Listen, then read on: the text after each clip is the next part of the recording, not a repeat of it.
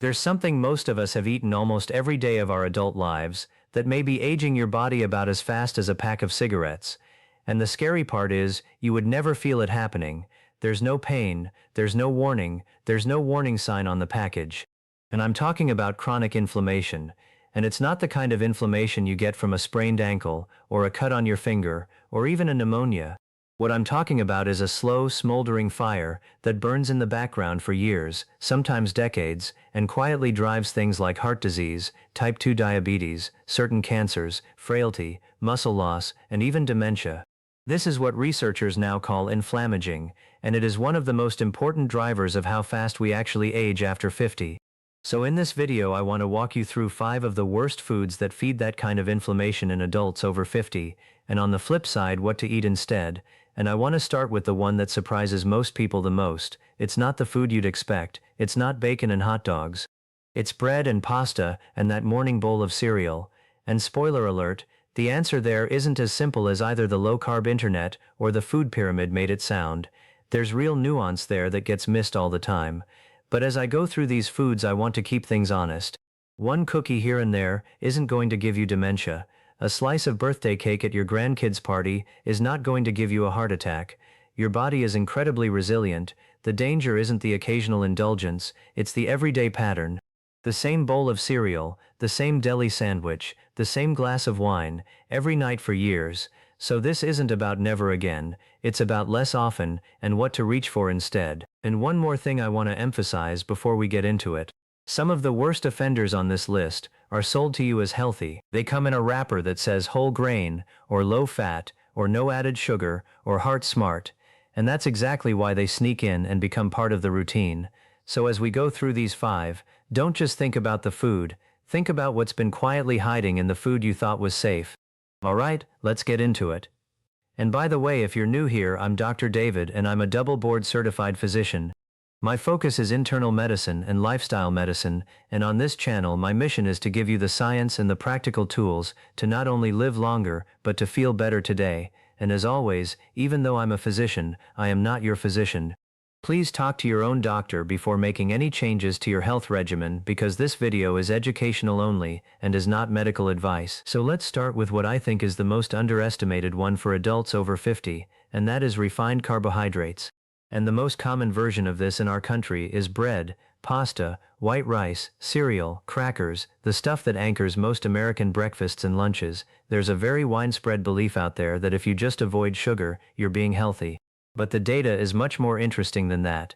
So what does the latest evidence actually show? First, your body has a muscle, it's called your skeletal muscle. It's the largest consumer of glucose in your body, and as we cross 50, every single year we lose a small percentage of that muscle, unless we actively fight for it. That's called sarcopenia. We lose muscle even if we stay the same weight on the scale, and here's where it connects.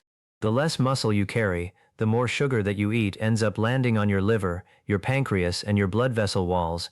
Because muscle is the sponge, it's the parking lot for glucose.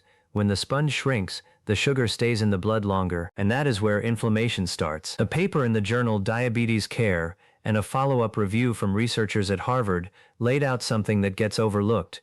It's not just the average blood sugar that drives the damage, it's the spikes. The sharp ups and downs after meals, called postprandial glucose spikes, cause real inflammation at the lining of your arteries, even in people who technically don't have diabetes. A normal A1C can hide a very abnormal spike pattern. So you can go to your doctor and you're told your blood sugar is fine, while under the hood every white bagel and every bowl of cereal is lighting a small fire. Now there's a randomized controlled trial directly on this. Researchers at a USDA center took a group of overweight adults and replaced all of their refined grain foods with whole grain versions for 6 weeks. Same calories, same amount of carbohydrate. The refined grain version pushed a marker called CRP upward. That's C-reactive protein, a standard blood marker of inflammation. The whole grain version brought it down. Same meal, different processing, different inflammation. The processing mattered, not just the calories. And here's the part that catches people off guard. It's not only sweets. A glass of orange juice is a refined carbohydrate once you strip the fiber out. A fruit-flavored yogurt is often a refined carbohydrate. A granola bar is often a refined carbohydrate with a health halo printed on the front. The fiber is what slows the sugar from hitting your bloodstream. Remove the fiber, and you get a soda in disguise. So the swap here isn't complicated. It doesn't require a special diet. You can keep eating carbohydrates. You just want the slow-burning ones. Steel-cut oats instead of instant, sourdough, or sprouted grain bread instead of sliced white. Beans and lentils, which by the way are one of the most underrated foods in America for adults over 50, because they combine fiber and plant protein in a single, inexpensive package. Berries and apples with the skin on, brown or wild rice instead of the white kind. And if you do want pasta, the noodle that has a little texture to it, the bronze dye kind, it actually holds up better on your blood sugar than the super smooth version because the starch is more resistant to digestion. And one important detail, if you go from very little fiber today to a lot of fiber tomorrow, your gut will not be a happy camper, so please increase it gradually and drink more water. Most of the bloating you hear people complain about when they add fiber is simply because they added it too fast. Alright, that covers the food most Americans eat every single day without thinking about it, but it raises a bigger question because so many of these offenders are hiding inside the category you've probably heard called ultra-processed food. Every expert now says limit your ultra-processed food. But what does that actually mean when you're standing in the grocery aisle? And that's food number 2, and we have to get more granular because the label on the front of the package is almost useless. The term ultra-processed food throws a plain tub of yogurt into the same bucket as a gas station donut. So instead of worrying about the label, we need to focus on the actual ingredients that have evidence behind them. And for adults over 50, there are 2 real villains. They love to hide in foods that sound the healthiest. First, emulsifiers. These additives keep things smooth and creamy so they don't separate. You see them on labels as carboxymethylcellulose, or CMC, or cellulose gum, or polysorbate 80, sometimes written as P80. They are in plant milks, creamy salad dressings, low-fat ice cream, protein bars, and a lot of the better-for-you packaged yogurts. So why do researchers even worry about them? Your gut has a thin layer of protecting mucus that sits on top of your intestinal lining. Think of it as the paint on the wall. It keeps the trillions of bacteria in your gut from ever crossing into your bloodstream. Emulsifiers are basically detergents, the same kind of molecule that lifts grease off a pan. And in a randomized controlled human feeding study published in the journal Gut, when participants consumed CMC every day for 2 weeks, their gut microbiome composition shifted, bacterial diversity dropped, and they reported more post-meal abdominal discomfort. Other smaller human work and consistent animal studies show that these additives thin out that mucus layer, which lets fragments of bacteria called endotoxins leak into the blood, and that's the same trigger that lights the inflammation fire. Now this is still early human research, so I don't want to oversell it, but it's real enough that I'm changing how I read labels in my own kitchen. And the second additive in this space that I want to flag is artificial sweeteners. Going sugar-free sounds like the smart move, and in most cases it is, but it's not all harmless. There was a carefully designed human trial published in the journal Cell, in which healthy volunteers who did not normally consume non-nutritive sweeteners were given either sucralose, which is what most people know as Splenda, or saccharin, for 2 weeks. Both sweeteners shifted their gut bacteria, and both sweeteners raised their blood sugar response to a standard meal. 0-calorie sweeteners, yet their blood sugar still went up, which means artificial sweeteners are not truly neutral. They are still better than the equivalent sugar bomb for most people most of the time, but we should not pretend they are nothing. Treat them as occasional, not every day. The move here is simple, and you don't need to memorize any chemistry. Just flip the box over and scan for a couple of names. Cellulose gum, carboxymethylcellulose, polysorbate 80, aspartame, sucralose if it's one of the first 3 ingredients. And a good rule of thumb that never fails you: the closer a food looks to something you could have made in your own kitchen, the fewer of these you'll find. So plain dairy, or a simple soy milk you made at home, or a dressing that is mostly olive oil and vinegar. Or in my house, what I reach for instead is just a squeeze of lemon on top of food. Most of the time I don't even want a dressing. And that brings us to food number 3. And this one can actually age your cells as fast as a cigarette. So let me talk about sugary drinks. And yes, we all already know that soda is bad. But what I want to talk about is the sneaky sugar that weasels its way into the drinks that masquerade themselves as healthy. Researchers at UC San Francisco, using national health data, looked at how a daily sugary drink relates to how fast our cells actually age. And what they did is they measured telomeres, those little protective caps on the ends of your DNA that get shorter every time a cell divides, kind of like the plastic tip on a shoelace wearing down as it brushes against your shoes. And what they found is that adults who drank a 20-ounce sugar-sweetened soda every day had telomeres that looked about 4.5 years older than the telomeres of adults who did not. The researchers themselves compared the size of that effect to the effect of smoking. That is a lot of aging from one daily drink.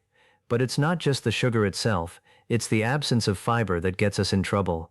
Orange juice is marketed as healthy, most people see it as healthier than a Coke. But once you strip away the pulp and the fiber you would get from eating a whole orange, the sugar load on your liver is very close to the sugar load from a soda.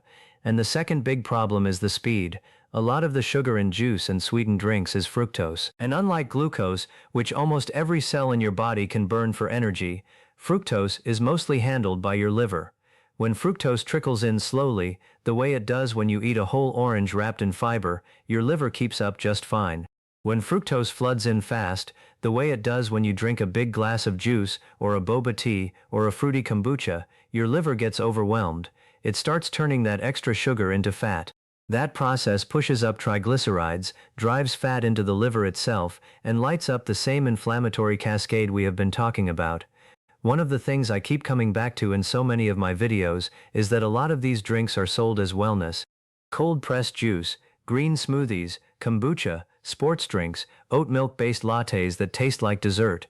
The front of the label says one thing, the sugar gram count says something else. Now once again, one kombucha at brunch is not going to ruin your life, it's the daily pattern that does it. If you want the fruit, eat the fruit. You get the sweetness, you get the vitamins, and you get the fiber that protects you. So that brings us to food number 4, and that is processed meat. And I want to be honest with you here because the evidence is strong, but it is often miscommunicated. So we're talking about things like bacon, hot dogs, deli meat, sausage, salami, pepperoni. The strongest evidence when it comes to processed meat is around cancer. The World Health Organization's Cancer Research Agency IARC reviewed hundreds of studies and placed processed meat in their Group 1 category, which is their highest certainty level for things that can cause cancer in humans, specifically colorectal cancer.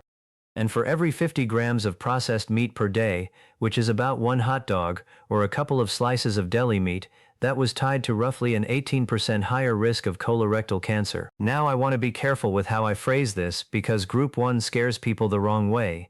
Group 1 is about how sure we are there is a link, not about how big the risk is. Smoking is also Group 1, but that does not mean a hot dog equals a cigarette. It's the difference between a bee sting and a snake bite.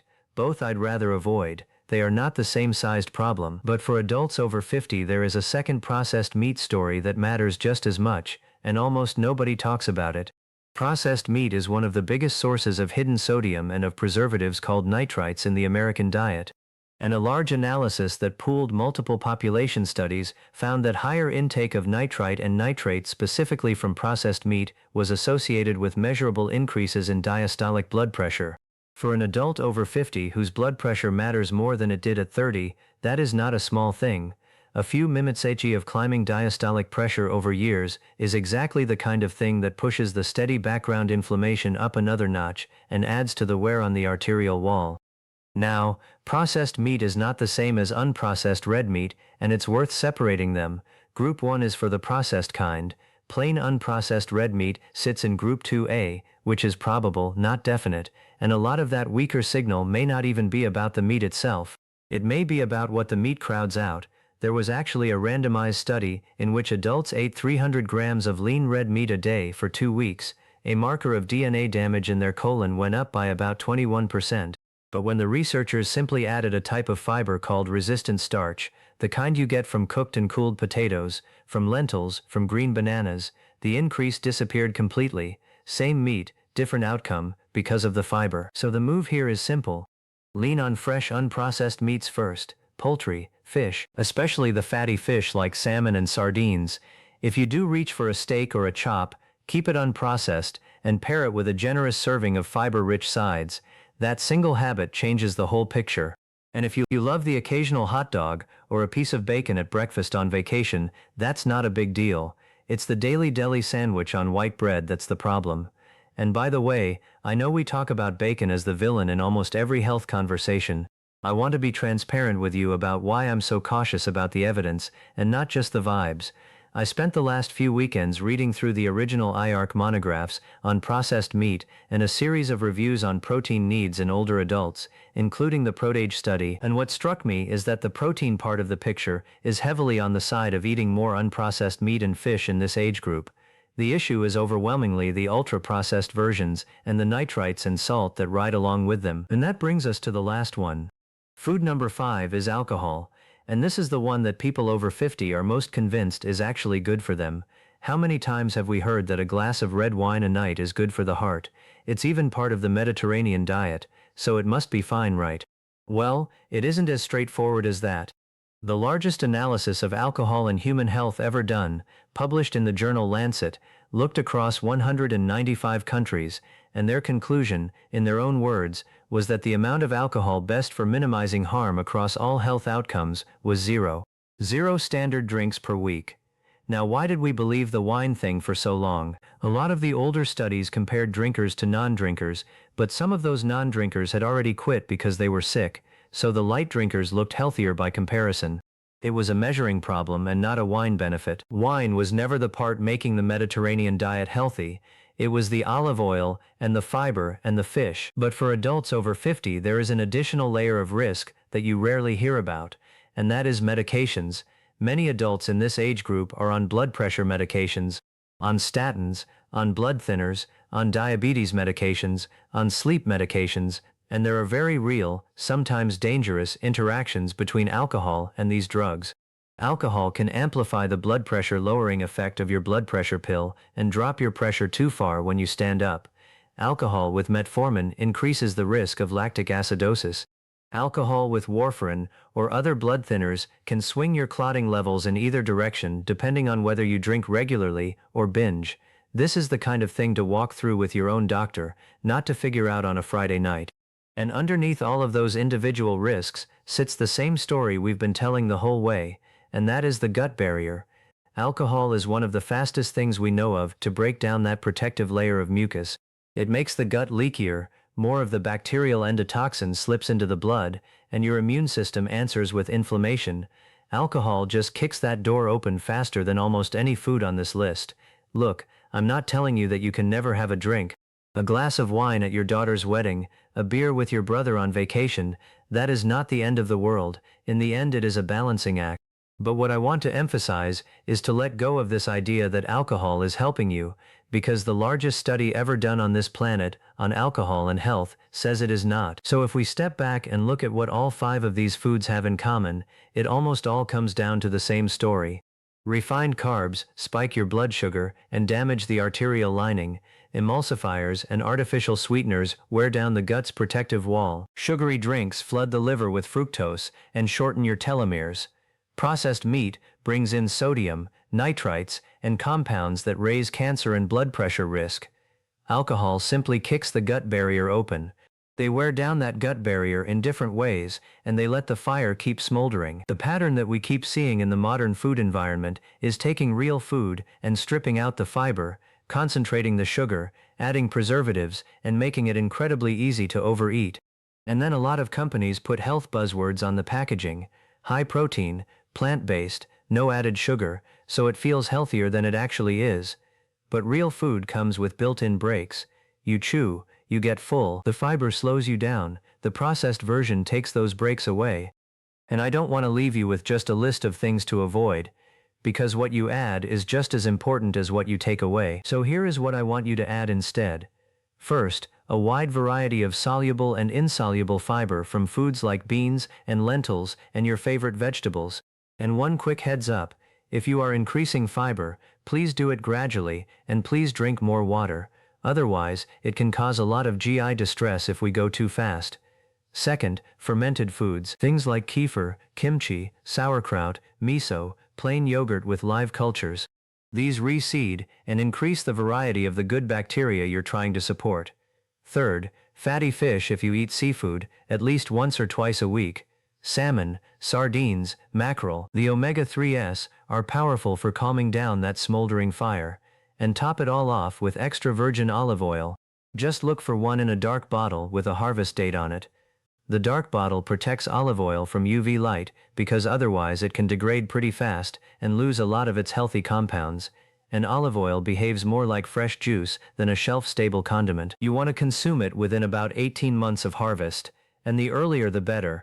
And if you made it this far, I'm putting out a follow-up video soon on the 5 best anti-inflammation foods for adults over 50 that I personally rotate through every week, and the science behind why each one works. So if you haven't already, subscribe so you don't miss that one. Over time, that is what helps your gut, and that is what will help you bring down the inflammation, put out the smoldering fire, and keep your muscles, your brain and your arteries as young as possible. Alright, stay healthy, and I'll see you